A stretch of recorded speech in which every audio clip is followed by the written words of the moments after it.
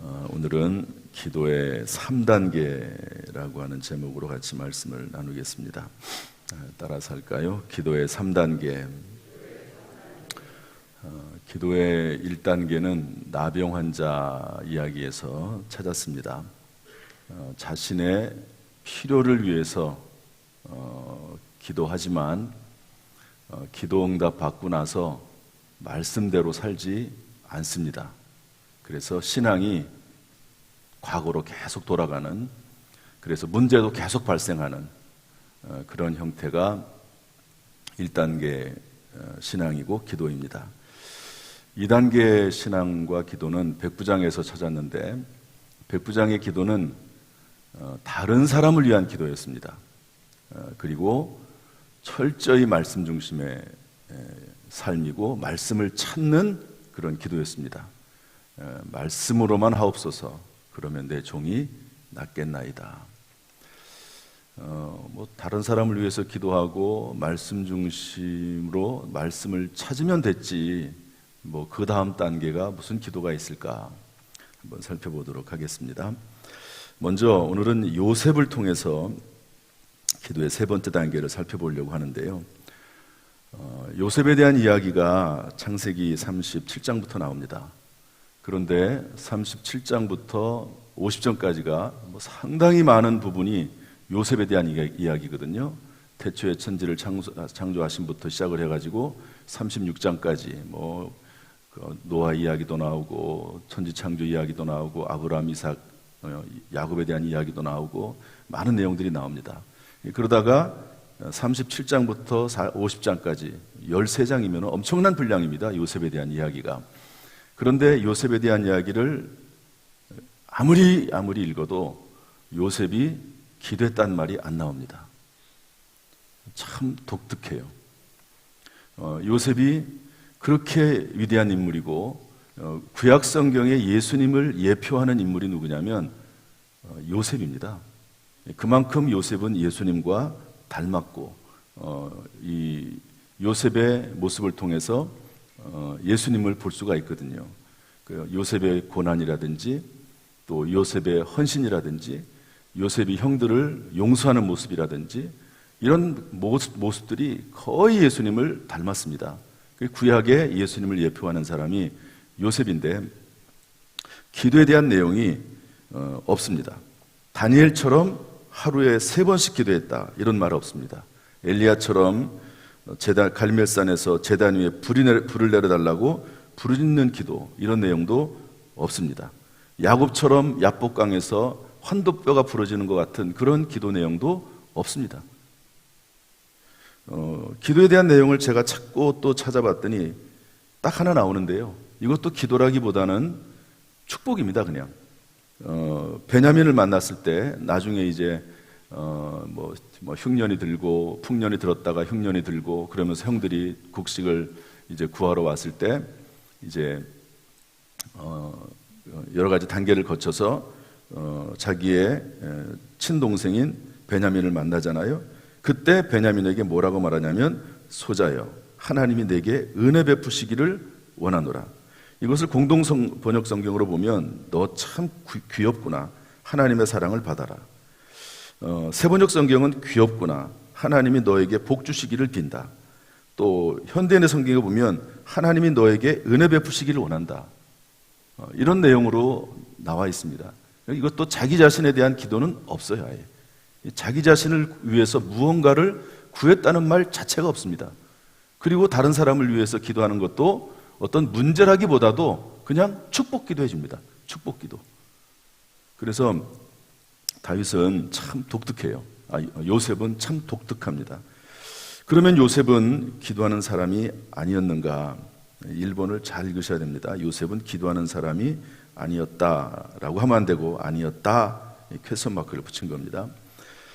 요셉은요, 놀랍게도 예수님과 같이 그 삶이 기도였고 기도가 삶이었습니다. 순간순간마다 하나님을 인정하며 하나님의 인도하심을 구했습니다. 삶 속에서 호흡하듯이 하나님께 아뢰었고 하나님이 주시는 마음과 생각의 감동과 지시에 따라 판단하고 결정했습니다. 그러니까 생각 자체가 하나님의 뜻과 일치한 거죠. 어떤 문제가 딱 발생을 하면 그 문제 속에서 내가 무엇을 해야 될지, 어떻게 결정해야 될지, 어떻게 판단하고 어떻게 행동해야 될지가 순간적으로 결정이 되는 그런 사람이 요셉이었습니다.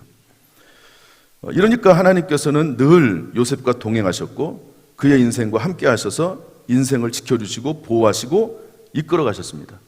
요셉은 기도의 최종 목적인 하나님과 동행하는 삶을 살았다는 거죠. 이제 제가 성경에 나와 있는 요셉에 대한 말들을 좀 한번 생각을 같이 좀 나눠보려고 그래요. 그러니까 요셉은 어떤 일들이 정말 굵직굵직하고 큰 일들이 계속해서 터집니다. 그런데 그 순간순간마다 그냥 그가 생각하고 말하고 판단하고 살아나가는 그 삶 자체가 하나님이 기뻐하시는 삶이고 하나님과 일치하는 삶을 살았다 하는 것이죠. 우리 창세기 39장 9절 말씀 한번 다 같이 읽어보겠습니다. 창세기 39장 9절 말씀 시작. 이 집에는 나보다 큰 이가 없으며 주인이 아무것도 내게 금하지 아니하였어도 금한 것은 당신뿐이니 당신은 그의 아내임이라. 그런즉 내가 어찌 이 큰 악을 행하여 하나님께 죄를 지으리까. 요셉이 종살이할 때 그 주인의 아내가 계속해서 유혹하잖아요. 그런데 그 유혹에 대해서 단 한 번도 흔들린 적이 없습니다. 물론 성경 기록이 되지 않아서 그렇지만 흔들릴 수 있었을까? 그런데 기록상으로 단 한 번도 흔들린 적이 없습니다. 심지어는 모든 종들을 다 내보내고 그 여주인이 모든 종들을 다 내보내고 요셉과 단둘이 남은 상황에서 동침하자고 유혹하죠. 그런데 아주 단호합니다. 심지어는 그 요구를 뿌리치고 옷을 벗어놓고 도망갑니다. 이때 요셉이 기도했다는 말이 없어요. 하나님, 내가 이 여주인의 뜻을 거역해가지고 어떻게 이 집에서 노예 생활을 하고 종살이를 하겠습니까? 하나님, 이럴 경우에는 어떻게 합니까? 갈등이라든지 이 문제 가지고 고민하면서 하나님에게 기도를 하지 않습니다. 그냥 당연히 그렇게 하면 안 된다는 걸 아는 거예요. 당연히 그건 안 되는 거예요. 그냥 하나님의 뜻과 하나님과 말씀과 그리고 하나님께서 그 순간순간 주시는 그 음성 자체가 그것은 하나님께서 원하시는 것이 아닙니다. 말씀을 구하지도 않습니다. 왜냐하면 그 사람 속에 이미 하나님의 말씀이 있기 때문에 그래요. 성령께서 그 사람의 마음속에, 요셉의 마음속에 항상 말씀을 주시고 그 말씀을 들을 수 있는 능력이, 그런 마음이 요셉에게 있는 겁니다. 흔들림이라든지 갈등이라든지 여기에 대해서, 유혹에 대해서 또 다른 생각 자체를 하지 않습니다. 그냥 주님 말씀대로, 마음에 심겨진 말씀대로 삶을 살아나가는 거죠. 창세기 40장 8절 말씀을 읽어보겠습니다. 창세기 40장 8절 말씀 다 같이 시작. 그들이 그에게 이르되 우리가 꿈을 꾸었으나 이를 해석할 자가 없도다. 요셉이 그들에게 이르되 해석은 하나님께 있지 아니하나이까 청하건대 내게 이르소서. 바로왕이 꿈을 꾸죠. 마른 소, 아주 살찐 소 7마리가 나타났다가 아주 마른 소 7마리가 나타납니다. 아주 풍성한 이삭이 있는 그 벼가 나타났다가 아주 마른 벼가 나타나죠. 이거 2번 반복해서 꿉니다. 이런 이야기를 하고 모든 술사들, 점쟁이를 불러다가 꿈의 해몽을 시키지만 못합니다. 결국에는 요셉의 이야기 귀에까지 들어가는데요. 근데 요셉이 그 소식을 듣는 순간 뭐라고 말하냐면 요셉이 그들에게 이르되 해석은 하나님께 있지 아니하나이까 청하건대 내게 이르소서. 글쎄요, 내가 잘 모르겠는데요. 하나님이 어떤 생각인지 잘 모르겠습니다. 이렇게 흔들리거나 지체하거나 그리고 갈등하지 않습니다. 꿈은 하나님께서 해석해 주십니다. 그러면서 단호하게 해석은 하나님께 있습니다. 그러면서 그들에게 대답을 하고 왕에게 불려나가게 되는데요. 그리고 그 왕의 꿈 이야기를 듣고 나서 하나님께서 대답하실 것입니다 라고 아주 담대하게 얘기합니다. 요셉은요 참 독특한 분입니다. 성경에 많은 분들이 있지만 성경에 심지어 다니엘 같은 사람도 환상을 보고 나서 그것을 해석하기 위해서 21일 동안 기도하지 않습니까? 그런데 다니엘은요, 꿈을 꾸는 순간, 그 꿈에 대한 이야기를 듣는 순간 그 꿈의 내용이 뭔지를 즉각적으로 깨닫습니다. 그리고 즉각적으로 왕에게 대답하고 거기에 대한 대처까지 얘기해 줍니다. 이게 쉬운 일이 아니거든요. 요셉은 삶 자체가 기도였고, 기도가 자체가 삶이었고, 늘 하나님과 교통했고, 순간순간마다 그 중간에 텀 여유가 없이 그냥 하나님의 음성을 들을 줄 알았고, 그것에 대한 확신이 있었고, 또 그러한 삶을 살았던 사람이 요셉이라고 볼 수가 있습니다. 창세기 41장 51절 52절에 보면 아들 둘을 낳는데요, 그 아들의 이름을 전부 하나님과 연결시켜서 이름을 짓습니다. 이름 하나를 짓든 무엇을 하든지 간에 순간순간마다 하나님이 주시는 그 음성에 따라서, 말씀에 따라서 삶을 살아내는 사람이 요셉이었습니다. 창세기 45장으로 넘어가면 이제 드디어 자기를 팔아넘겼던 그 형들을 다시 만나는 장면이 나오는데요, 우리 창세기 45장 5절 8절 한번 읽어보겠습니다. 당신들이, 다 같이 시작. 당신들이 나를 이곳에 팔았다고 해서 근심하지 마소서, 한탄하지 마소서.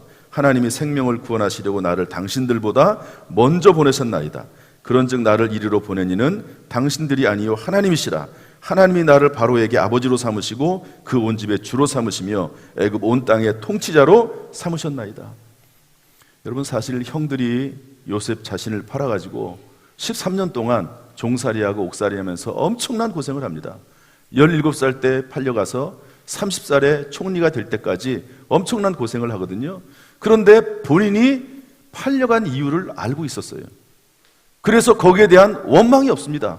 형들에 대한 원망이 없어요. 이것은 형들이 나를 팔은 것이 아니고 하나님이 당신들을 구원하시려고. 참 표현이 놀랍습니다.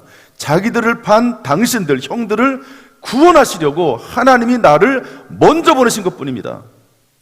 이렇게 자기의 고난에 대해서 해석을 내립니다. 조금만 불평이 있고 조금만 마음에 안 들면은 하나님을 원망하고, 그리고 낙심하고 미워하고 하나님이 없다고 말하고, 그러는 모습이 아니고요, 엄청난 고생을 13년 동안 했음에도 불구하고 그 모든 해석을 하나님 중심으로 해석을 하고, 심지어 형들을 살리기 위해서 그런 일을 하나님이 계획하셨다고 이야기하는 것을 볼 수가 있습니다. 참 놀라운 일입니다.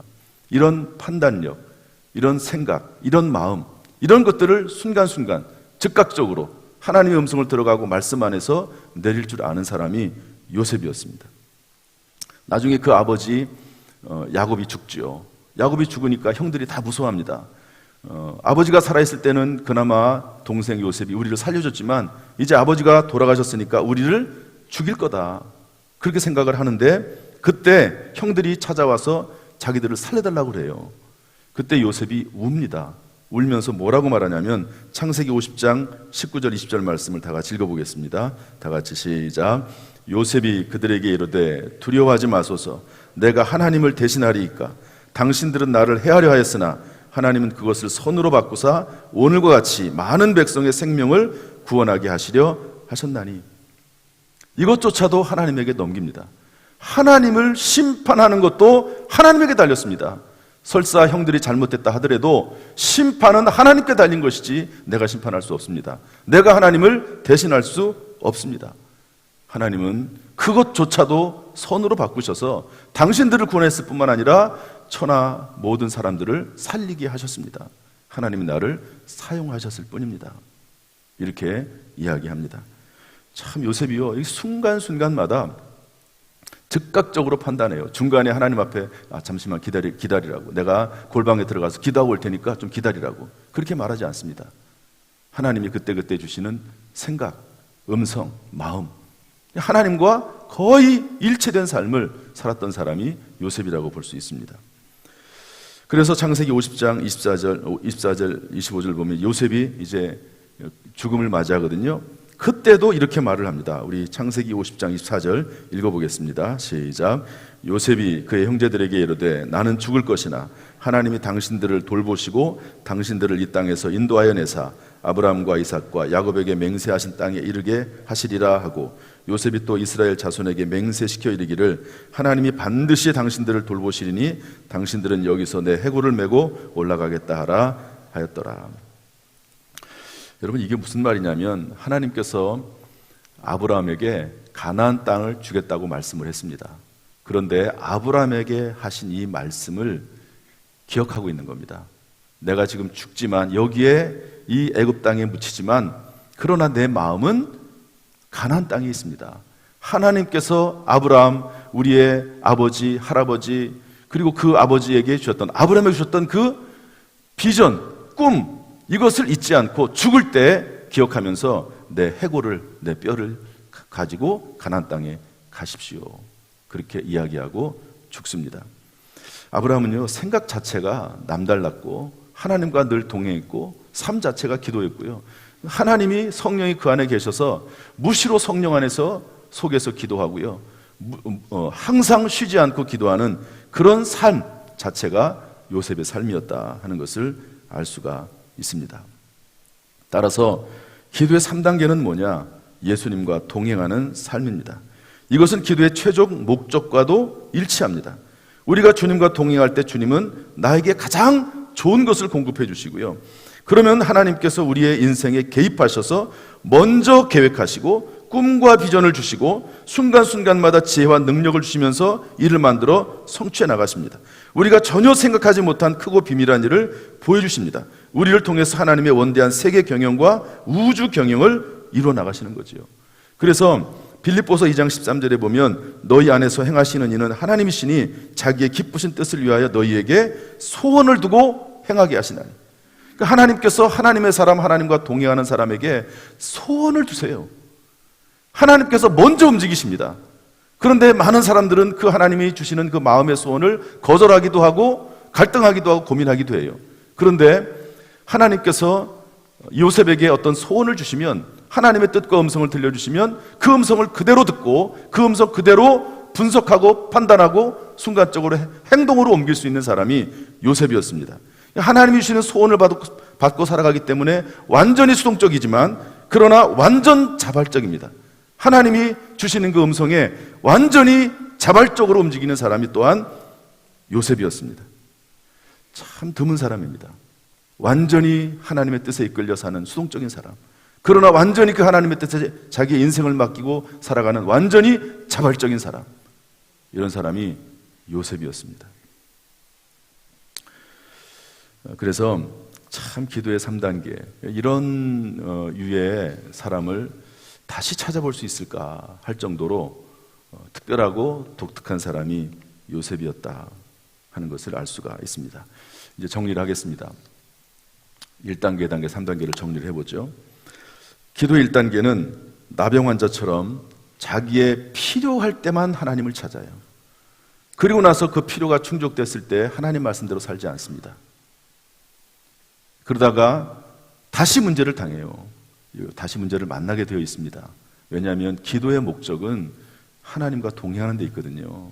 그러니까 문제 해결은 받았지만 하나님의 말씀대로 살지 않고 예수 그리스도를 닮아가지 않으면 다시 문제가 생깁니다. 예수님께서 말씀하셨죠. 다시 이 병이 또 생기지 않도록 죄를 범하지 말라, 이렇게 말씀하셨잖아요. 이런 사람은 계속 인생이 되풀이됩니다. 되풀이돼요. 과거로 돌아갔다가 어려움 당했다가 기도했다가 겨우 나아지는 것 같으면 하나님 앞에 감사도 하지만 또다시 과거로 돌아가고 또다시 과거로 돌아가고 1단계입니다. 그런데 백부장처럼 2단계는요, 다른 사람을 생각할 줄 알아요.